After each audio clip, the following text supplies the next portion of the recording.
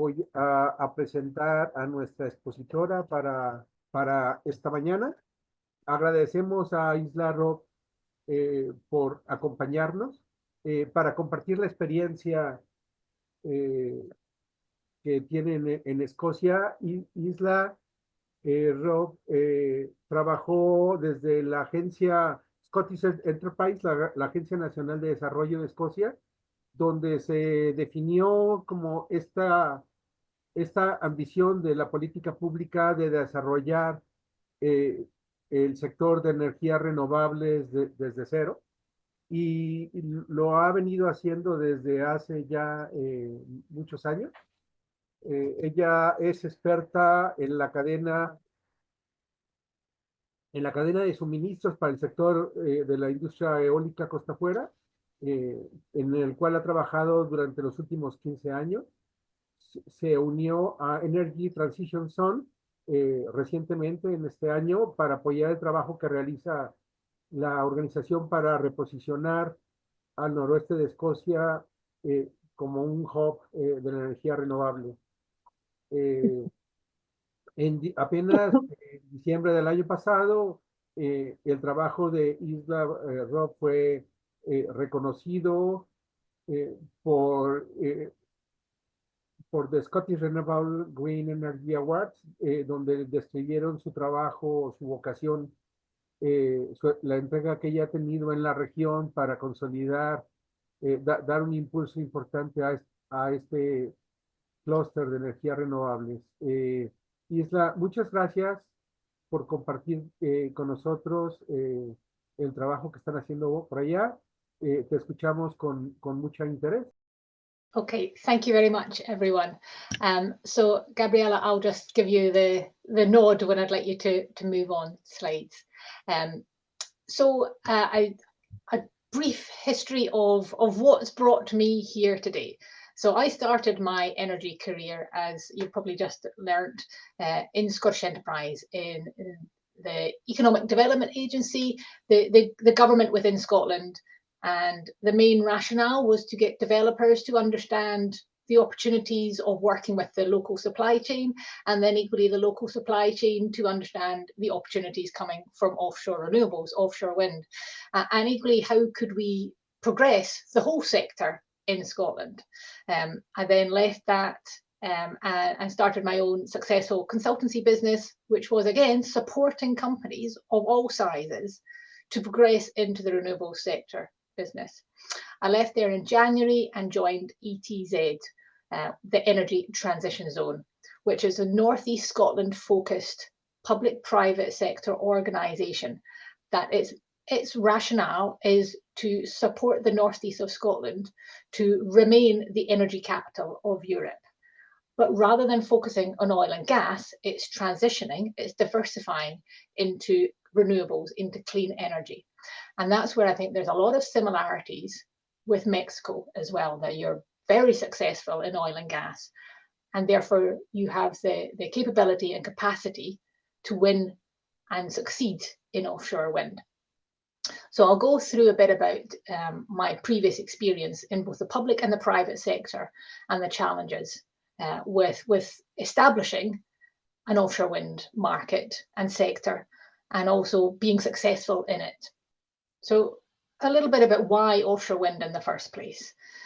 As I just mentioned, like Mexico, Scotland in particular, but the UK has a very successful oil and gas sector. So we have the knowledge. We can work in harsh and hazardous offshore environments. We can solve the challenges that happen offshore. So we've got the transferable knowledge. We've got a lot of projects off our coast, and therefore we're close when it comes to servicing these projects. Each offshore wind farm needs a lot of work carried out both onshore and offshore.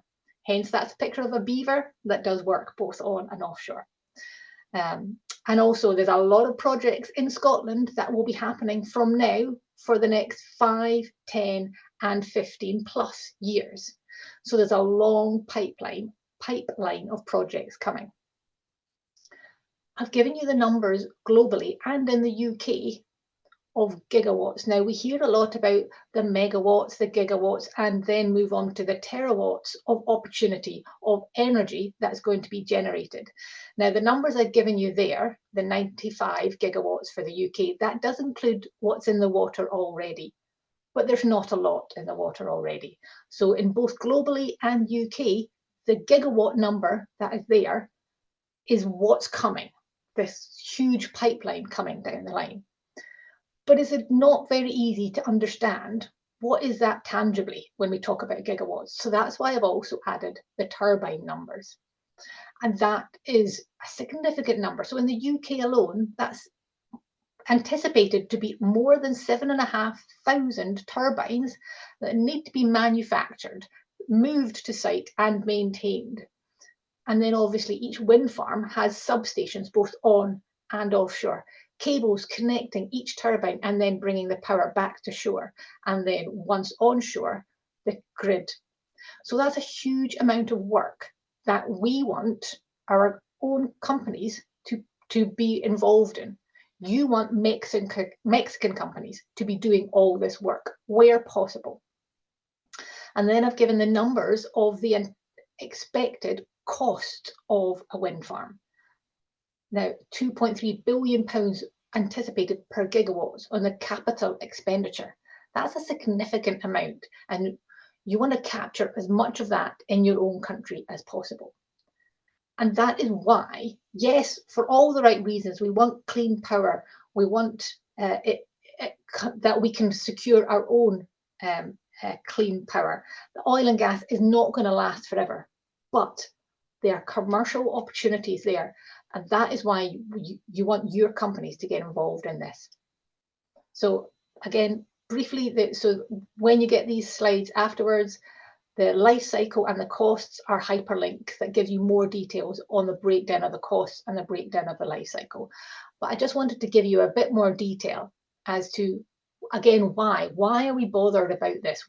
What's involved in the wind farm that is worth the effort and also is worth, it's not easy doing this, but it's worthwhile your company's getting involved. Now, all of these numbers are, I think, will actually stretch. So, and also, has Mexico decided how it's going to allocate its seabeds? So in the UK, we've got the Crown Estate, which looks after English and Welsh waters, and Crown Estate Scotland, which looks after the Scottish seabed. And they pre-decide which sites companies could bid into, and then the developers bid to get these seabed sites. And that takes time and money and effort to do that. And then they will then go into an auction to decide who then gets the option to lease. So that's not even leasing it yet, it's the option to lease. And the developer then gets the option to lease for currently up to 10 years in Scotland, but they're looking to extend that because it's taken so long to build the wind farms. Sorry, not even to build it, to get to a stage where you can start constructing it. So you get your option to lease for 10 years. And in that 10 years, that's when you really start doing all the surveys and all the work to check, is this really the site that's going to have a buildable wind farm on it? What are the sea conditions like? You need to do a minimum of 2 years bird surveys. What are the wave conditions? What type of foundation will you have? Is it a fixed foundation? Is it floating? Who is going to be your suppliers? A huge amount of work is done at this stage. And then in the UK, you then go for your CFD, your contract for difference from the UK government. And that gives you a fixed price for your electricity.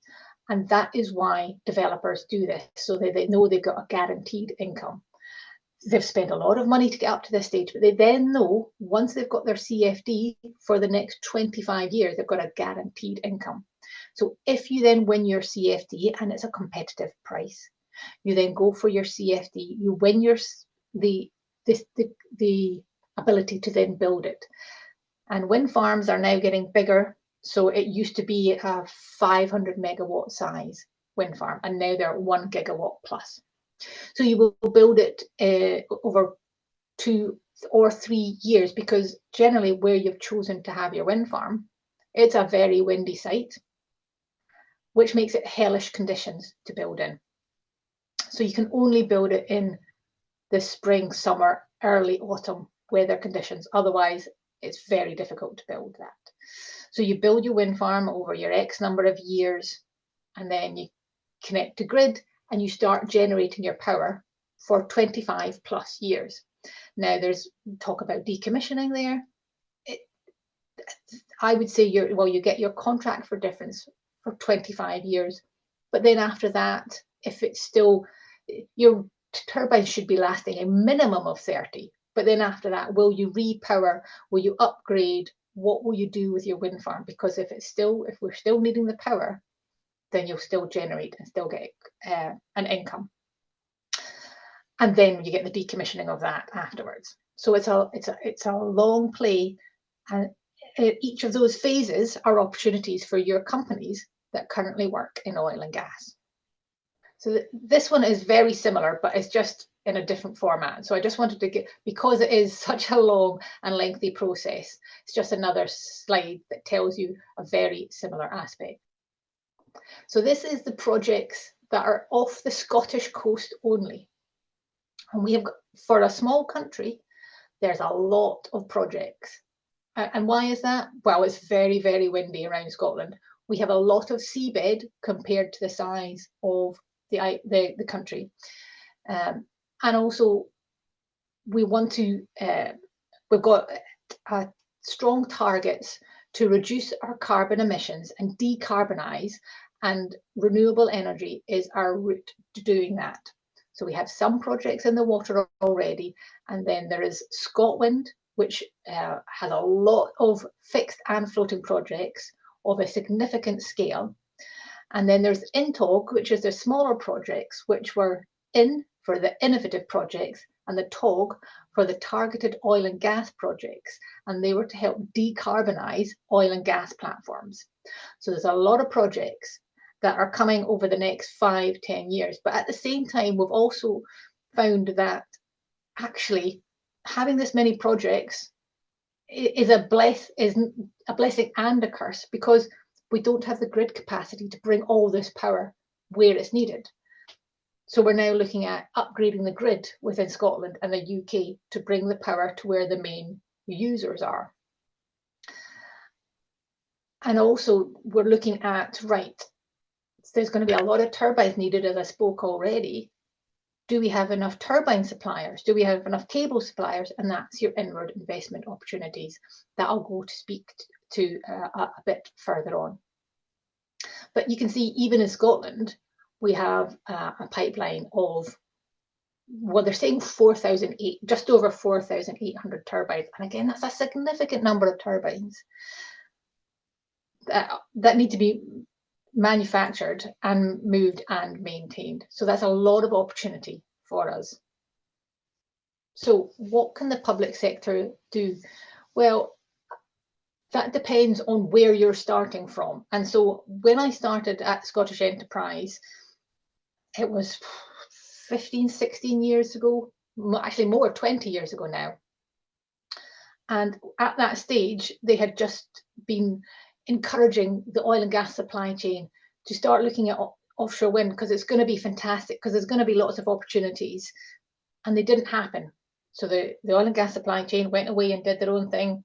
And then again, ScotWind came, another project came, and the public sector again tried to get the offshore wind companies to get involved and get heavily involved in offshore wind.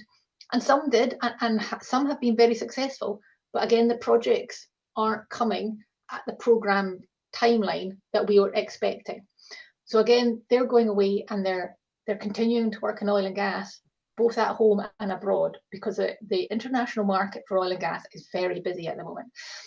So when you're raising the opportunities and raising awareness of the opportunities in offshore wind, we need to be very realistic of the timescales that are involved. Yes, we need to help them understand it, but we also need to be realistic.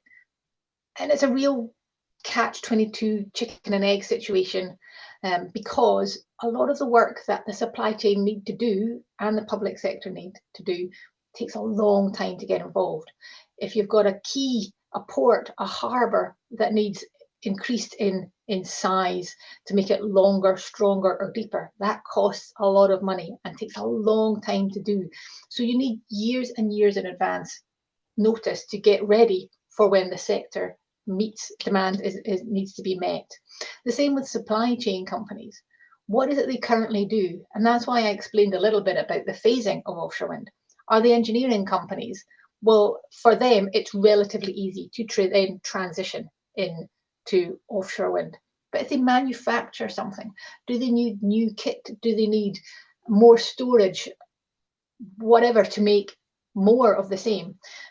Because in oil and gas, it's one bespoke platform that needs to be built and maintained. In a wind farm, it's 70, 80, 100 turbines that need to have their parts made. So there needs to be serial production. And also, if you've got onshore wind at the moment, well, offshore wind, the turbines are so much bigger. So generally, the large scale products have to be made at quayside. Yes, there's plenty of the smaller products that can be made elsewhere inland, but it depends what that company currently does. Can they increase their capability and capacity of whatever they're currently doing to meet the demand that will be coming for offshore wind? Do they know about offshore wind? The very first thing you want to do is raise awareness of what is needed in offshore wind.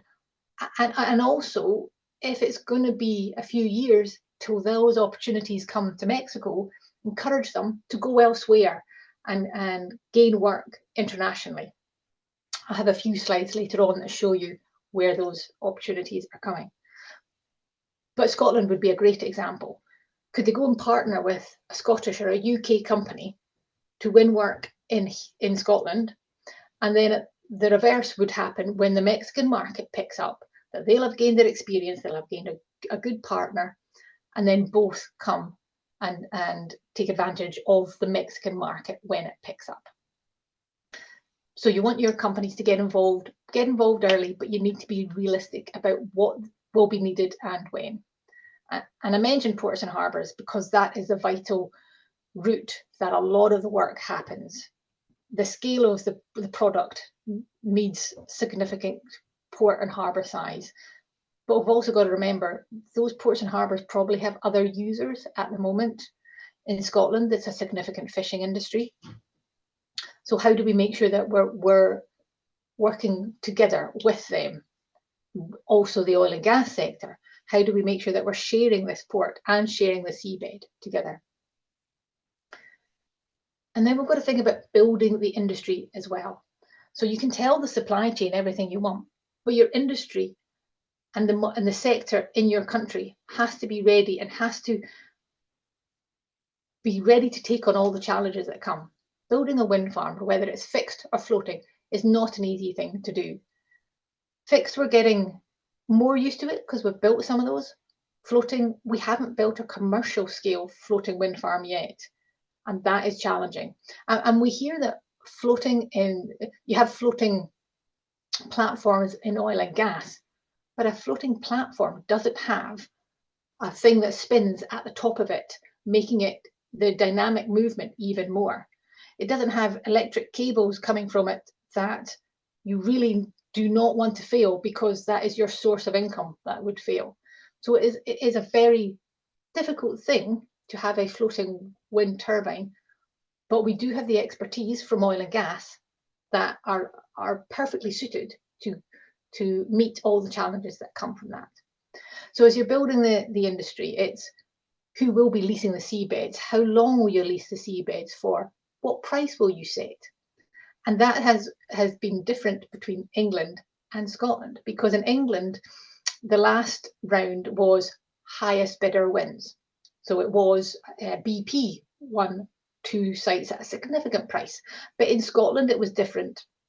They set the prices at a set bandwidth, and you would then submit your bid at whatever band you were going for. But then there was other priorities that would allow you, that would demonstrate that you had bankability and buildability and other aspects to that. What is the route to market? So who is buying the energy? Do you have the grid capacity? As I was saying, earlier, we didn't have that. We don't have that in Scotland for the scale of the wind farms that want to generate electricity and bring it to shore. So does your grid need to be upgraded? Is it grid, or will you use more energy storage or hydrogen? There's a huge market for green hydrogen. The challenge is getting it to the competitive, the right price to compete with other forms of hydrogen. But there's a huge market for hydrogen out there. So maybe your energy you generate offshore will be converted straight to hydrogen and sold that way. What other barriers to deployment are there? And there will be others. It's a busy seabed, particularly off the north coast of Scotland. Is it a busy seabed off the Mexican coast? I would imagine so. You've got your fishing industries, your other energies, cables, pipes, shipping routes. They all need to be taken into consideration. So you can't just put your wind farm anywhere, but you want to put it in the windiest locations. And in Scotland and the UK, we're very lucky. We've got what's called the continental shelf. So we did get a lot of fixed wind farms to begin with. Now the best sites have been taken, and that's why we're moving further afield to get floating sites. But further afield also means windier sites, so you get a better return for your wind farm. Local content, again, you very much want local content. And what additional skills and training do your people need to ensure that they are prepared to work in offshore wind? So the private sector, so we've spoken about what the public sector needs to do, and it's a long list.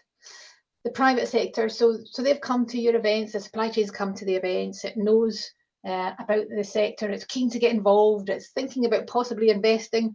Well, actually, that's where they need to show commitment as well.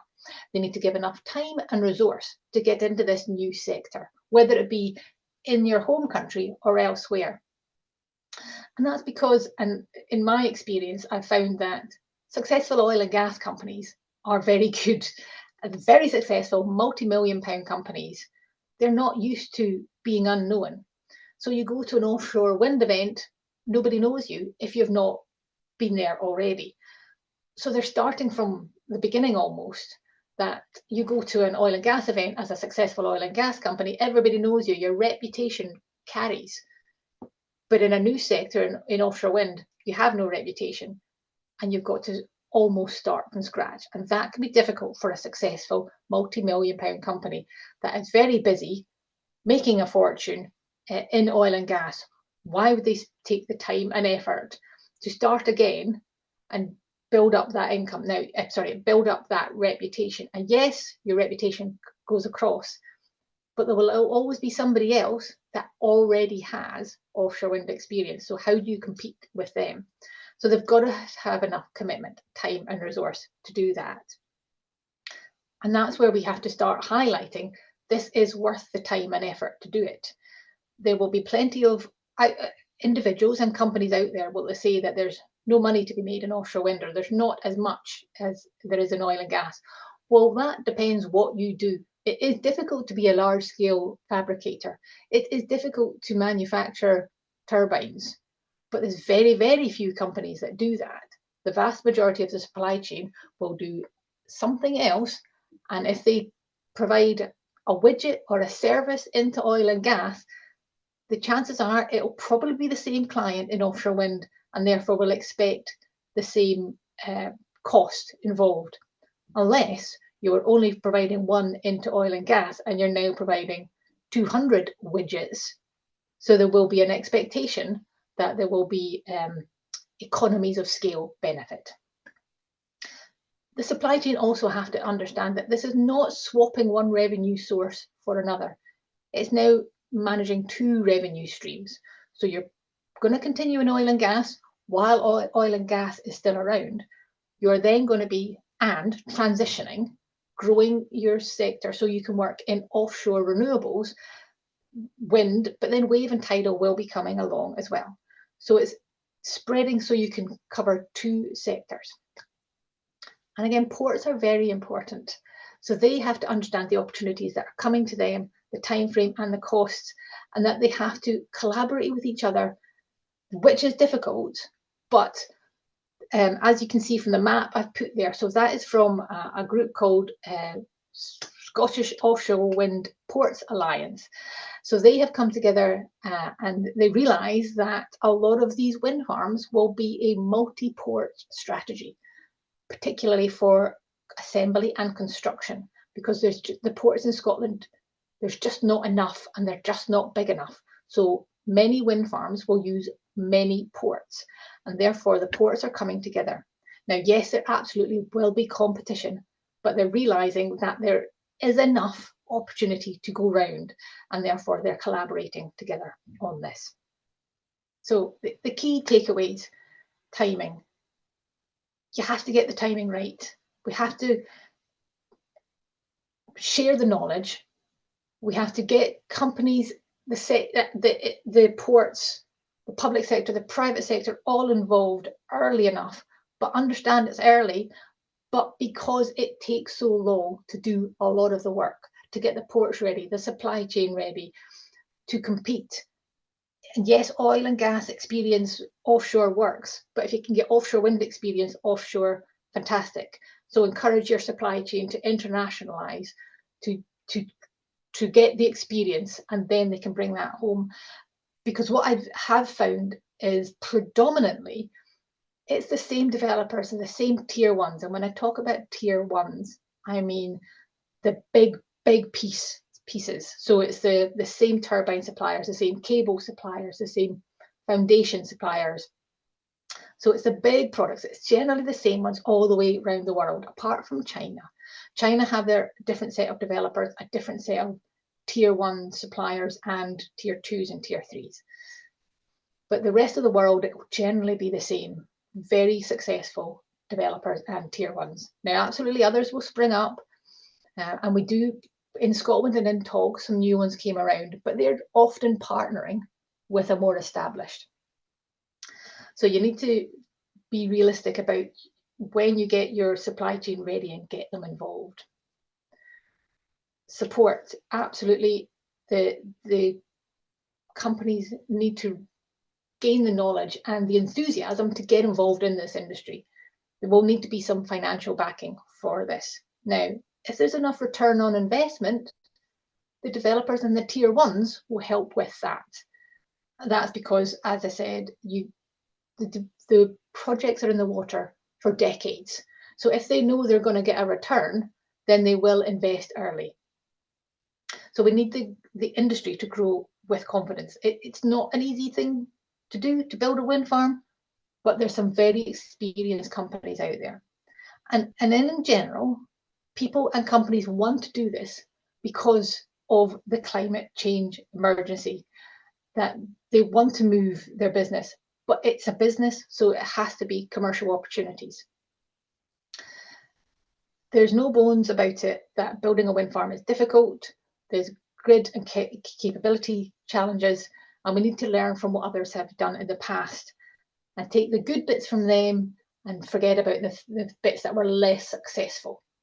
For example, when Scotland started the floating offshore wind, we had some floating offshore wind test and demo sites, and we had what was called ROCs, Renewable Obligation Certificates, and that was a bonus payment to encourage them to build their wind farm and use local content. Very little local content came. We were very British about it, and we've asked very politely, could you please try very hard to use local content? Not quite in those words, but I'm surmising. So we asked very politely, can you please use local content? And often the reply comes back, well, we would love to, we just don't have time to do it now because we need to get that wind farm in the water, and we don't have time to set up a new factory or train those people. So we'll use our current supply chain this time round. But don't you worry, in our next project, we will definitely use local content. And then lo and behold, next time round, they don't build a wind farm or they don't use local content. So my advice would be, from the start, be very strict in your local content rules, with the understanding that you can't get everything. You probably don't have a turbine, an offshore turbine supplier, but they can be your inward investor. So you want the large pieces to become inward investors. Now, every country wants inward investors. So you've got to understand, do you have enough for them to set up a new factory? Or if a new factory's just been set up for blades close by or somewhere else, could you get a cable factory? Could you get a towers factory? Is there something else that you can get in your country? So you want your local content, so you want your own companies, and you want the inward investors, you want both.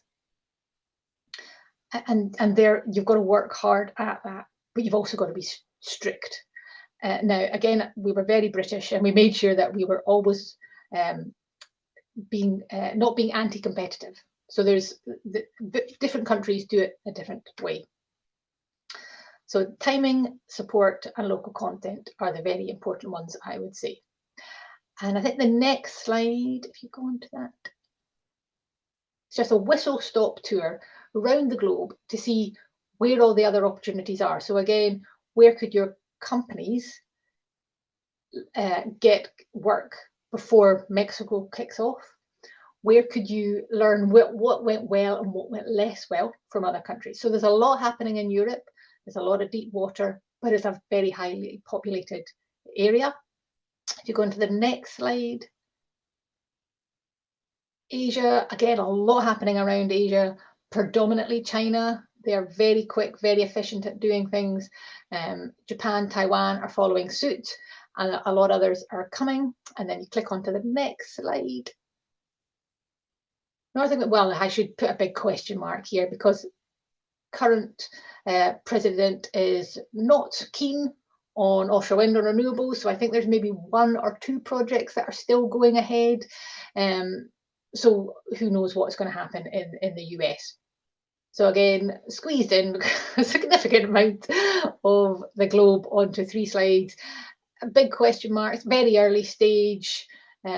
Brazil has huge plans, terawatts of plans that will be significant. Australia's just starting out. The Middle East, having a look, but they've got a lot of solar and a lot of everything else as well. But again, everybody is starting to look at this. And I think that's the last one. Yes, so happy to answer any questions. That was a very quick tour around all things offshore wind. Thank you, Ayla. Thank you for that presentation. I think we have a couple of questions in the chat, so I'm gonna go through each of them and we can stop and comment. So the first question, Germán mentioned if 6 to 13 years is the time take to build an offshore wind project usually, I'm thinking. So I don't know if you want to comment on that. Yeah, so I would say your project development phase, so when you're deciding the turbines you're going to use, the foundations you're going to use, the installers, are you going to have just 5 work packages, 3 work packages, or lots, so a multi-contract approach or not, I would say that takes 10 years. Now, we are trying to reduce it in the UK because that's a long time. So other countries can do it quicker, and we're trying to reduce that. But for example, you need to do a minimum of 2 years of bird surveys. So that, is only, and planning takes a long time to get through, both for onshore. Where's the cable routes? Where's the substation going to be? So that can take 10 years, and then construction of it. So you have to place your order. This is a long answer. You have to place your orders quite far in advance. If you're getting 70 turbines, that takes a long time to manufacture as well. So now you're not going to get all 70 at once. It just depends how many you're putting in the water at once. But you need to start ordering them at least a year, if not 2 years in advance. And then construction, so actually putting things in the water, I would say would be 2 years. And you generally do it by your subsea activity first. So your cables and foundations, and then you come along and plonk. This is for fixed, plonk the turbine on top. If it's floating, you put your cables and your subsea work first, and then you pull out your whole turbine and floating foundation and connect it. So that can take 2 years plus, depending on the size of the wind farm, and then it's operational for 25 plus years. Thank you, Ayla. There's a second question mentioned by Russell Guzman. Have there been examples of or feasibility analysis on the possibility to reuse old oil and gas platforms to place wind turbine on top? Yes, so they've looked at that. They have looked at that. What they've mainly looked at old platforms is to become substations. And as far as I'm aware, it's been unsuccessful so far because you're generally using a very old platform because you've sweated the life out of that platform to do oil and gas. So using it for anything else for another 25 plus years is proving very challenging. That's not to say it won't be done, but it has been looked at, and so far it's not been done. But I think there's scope for that to happen yet. Thank you, Ella. And then we have a third question saying, what can local governments do to incentivize the development of offshore wind? Could you please give us some recommendations? So maybe a bit, 2 or 3 tips. Yeah. So that's interesting. When we got Scotland, then before Scotland was announced, there was a lot of conversation about it's so expensive to build in Scotland. Nobody's going to bid. It's going to be terrible.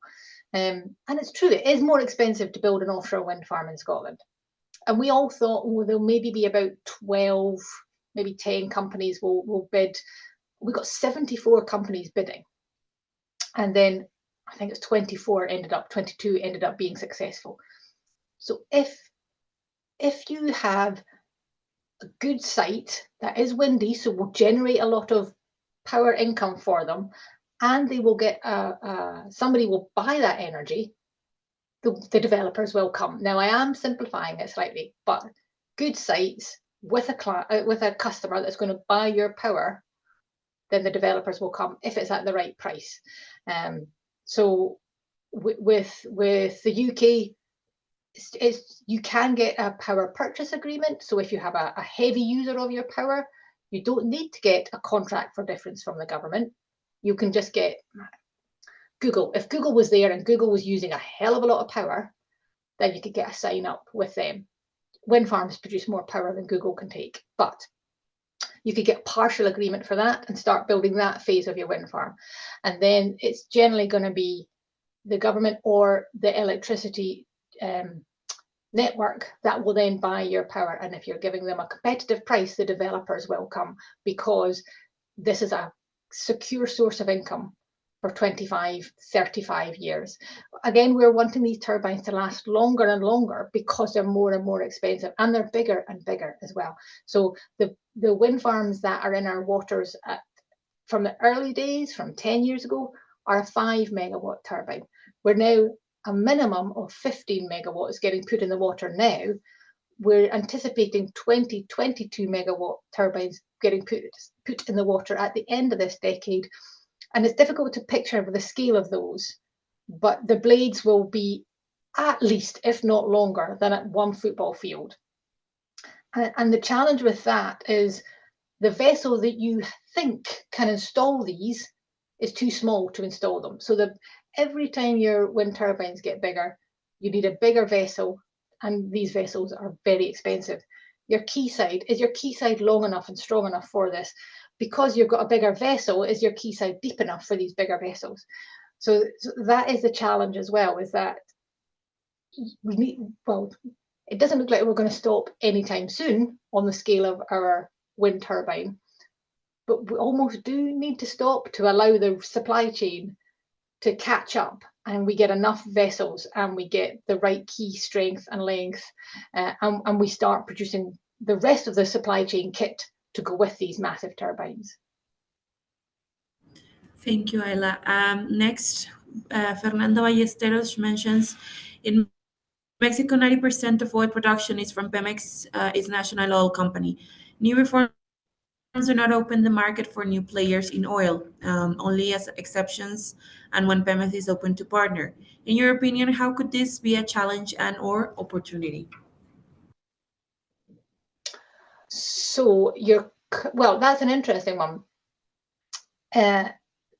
Only relatively recently, did the majors, the oil and gas majors, come over to offshore wind in Scotland, in the UK, actually in the UK, because they realised that there was a long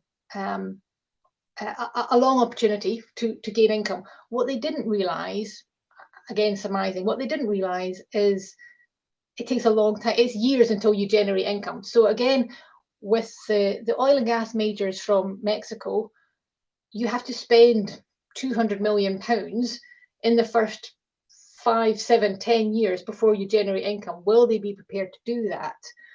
So it depends how they're financed as whether or not that will allow new players in that were maybe going to go for oil and gas in Mexico, but actually there's a new opportunity in offshore wind. And we have seen that with our INTOG in Scotland, that not just the oil and gas majors, but smaller individuals and smaller companies that have an oil and gas background realise that they can bring their learning and work in offshore wind. So I see it as an opportunity, but again, we need to sell it is the wrong word, but we need to help them understand that this is an opportunity for them, but be realistic about what it costs. But again, it's the long-term benefits, the long-term income that these assets. And again, a lot of the developers that we have will start developing the wind farm, but then they'll sell it, because the more you do on it, the more of a sellable asset you have. So from day one, you've got the seabed lease, and then you start doing all the work on it, and it's a more sellable asset. It's like starting to construct your house. If you've just got a flat land, it's nothing, but as soon as you've got your foundation, it's worth a bit more. And then you've got the doors and windows, it's worth even more. It's the same with your wind farm site. So you don't actually have to be the developer that starts with it, which finishes it, or then runs it. So there might be there are developers that will come in at different stages, and that's where different Mexican offshore wind, oil and gas providers, they will decide which bit that they want to get involved in. Thank you, Ayla. Next, we have Hector Treviño. He mentions Colombia is developing some offshore projects, right? That's a common question, so I don't know if you want to comment on that. It's a question. Thank you. Thank you. So I don't know much about what Colombia are doing, but what you would want to find out is, are they doing it before, and therefore your supply chain can go and work there? Who are the developers that are starting there? And again, are they likely to be the same developers that will then just move around the coast and do yours? South America has phenomenal opportunity for developers, tier ones, for the supply chain, because of the amount of demand that will come from it. Now, yes, I understand that certain countries and certain areas have a lot of hydropower and obviously solar power, but there's a lot of electricity, a lot of energy can be generated by offshore wind. But there is then obviously the cost of bringing it to shore by cable, but it's a significant amount that more can be generated offshore than onshore. And then obviously it's not using your valuable land that you can use for other things instead. Thank you, Ayla. And if I can add something, Hector, next week we're actually having a session with representatives of Colombia, the hydrocarbon agency in Colombia. They're going to talk to us through their experience in developing offshore wind in Colombia. So if you're interested in learning more of the subject, you can join that session next week. It's the same day, Tuesday at the same time, and it's at platform. So if you're registered for these webinar sessions, you'll be able to join that meeting as well.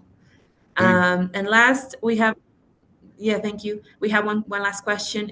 Says from Octavio Arellano, in your experience, what have been the main obstacles to the development of a regional supply chain in Scotland? Can the revenue obtained from the option prices be channeled to support infrastructure building and incentives in order to attract the development of a supply chain? So yes, they can, and that's what happened in Scotland. So Crown Estate Scotland, they wanted a lot more money to be channeled to support the supply chain. I would say the biggest hurdles at the moment is the pipeline of projects just aren't there. So from working in the private and the public sector, we've spent years in helping increase the knowledge and the capacity of the supply chain, so that they're ready as soon as the market starts. What I've learned is we have some very successful energy companies that are very adaptable. Oil and gas companies are very adaptable. They will adapt when they see a secure pipeline. They're just not going to take the risk yet. So that's when the public sector comes in to support the risk, so you encourage them and take away some of that risk to get them to start a bit earlier. But it's as soon as we have more certainty of when our projects are coming, then we will get the supply chain that will spend the time and the effort on reskilling their staff, on buying new product and service so that they can meet this demand, with the challenge that the international oil and gas market is very buoyant at the moment. So we have companies that are based in Aberdeen and Aberdeenshire, which are servicing the North African market and the Australasian market. Now they can continue to do that, and they will expand once they're more confident offshore wind is going to happen. So that is the biggest challenge. The government is really keen and will support, and it doesn't cost a lot of money to educate the supply chain, to get them ready and galvanized. The challenge is the grid capacity, and it's getting the projects built. And it's once you get that pipeline, it sounds very flippant, but the rest will follow. It's not easy getting the pipeline, but once you do, it is so much easier. Thank you, Ayla. And then I think we have one last question. Have you had any problems in Scotland where local communities oppose the development of offshore wind? What are those concerns and how they have been managed? Yes, so the fishing industry is not happy with it because a lot of them are going through their prime fishing sites. So there's a lot of compensation is paid for loss of earnings from fishing areas. Yes, the local residents aren't happy, but it depends how close your wind farm is. And generally, when the UK public are asked, they're actually pro wind, whether it be on or offshore. It does differ if how close it is to yourself, but in general, people are not anti offshore wind because they're quite far away. It's the substations that then come onshore that they're not happy with. But what each wind farm has to do is they have to have community benefits. So there has to be a benefit to the community that is linked to that wind farm. Now, for onshore wind, that's quite easy because the community is where the wind farm is. For offshore, we still haven't quite fixed on that yet, because where is that community? Because from a wind farm, well, actually, it can be a lot of communities can see that wind farm if you use binoculars and try really, really hard. So at the moment, it's the community is where the cable comes to shore. But some of these are of such a scale that rather than that same community, so for example, Peterhead is going to have a lot of projects coming to shore because it's got a power station there already. So it's going to have a lot of projects coming to shore. Now, if Peterhead was the only community that was benefiting, they would all have gold taps. They would all have new lawnmowers for their grass. They would be doing amazing. So instead, they're looking at a central pot for community benefits to benefit wider, for schools and others to benefit from this. So yes, some are opposed, and there's RSPB, so the Royal Protection Society for Bird Protection, has also looks very stringently at what happens to birds because of the wind turbines. Now, there's some strong arguments that very little happens, but equally, that's why you do 2 years of bird surveys. So there could be opposition coming from where you're not expecting it as well. And also, you've got to understand the marine life that's going around your turbines as well. So yes, the community sometimes does, fishing industries, other users, and obviously those that are also protecting the rest of the environment as well. Thank you, Ayla. Thank you so much. And thank you, everyone, for your questions. I'm going to switch to Spanish. Muchas gracias a todos por su tiempo y por estar aquí el día de hoy. Muchas gracias a Ayla por darnos, compartirnos de la experiencia de Escocia y de Reino Unido en el desarrollo de la industria eólica.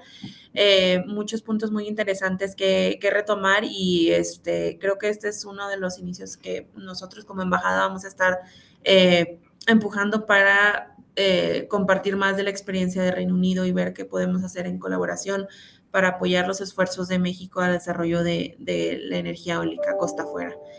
Muchas gracias a todos los que se unieron. Seguimos en contacto.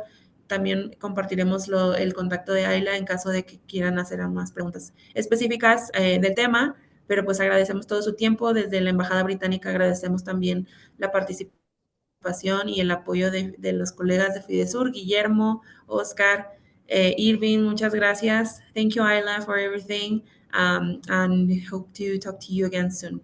Gracias a todos. Un aplauso Gracias. para Thanks very Ayla. much. Thank you, Isla. Thank you, Ayla. Martes 20 de mayo, la experiencia colombiana en este arranque de impulso de una política pública para detonar costos de energía eólica costa afuera.